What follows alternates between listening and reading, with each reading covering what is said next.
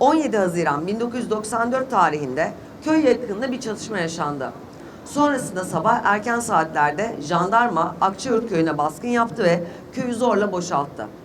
Akçayurt ve çevre köylerin sakinlerinden oluşan yüzlerce kişi Topçular Jandarma Karakolu'nun yanında kurulan bir toplanma alanına götürüldü.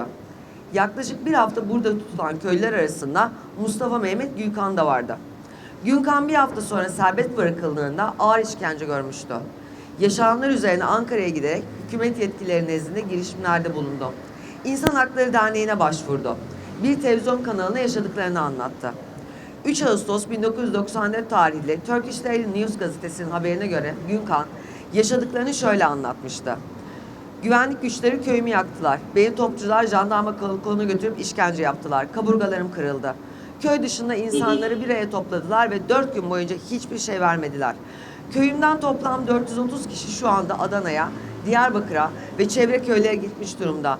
Yiyecek hiçbir şeyimiz yok. Ayrıca bütün ekinlerimizi de yaktılar. Hükümetten yardım istemek için Ankara'ya geldim. Gülkan, Ankara'dan döndükten sonra köylerine yeniden dönebilmeleri için girişimlerde bulundu. Bu amaçla Topçular Jandarma Karakolu'na başvurdu.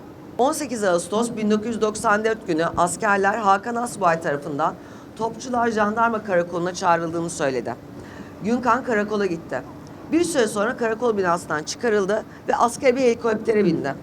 O günden sonra Mustafa Mehmet Gülkan'dan bir daha haber alınamadı. Gülkan'ın akıbeti karanlıkta bırakıldı.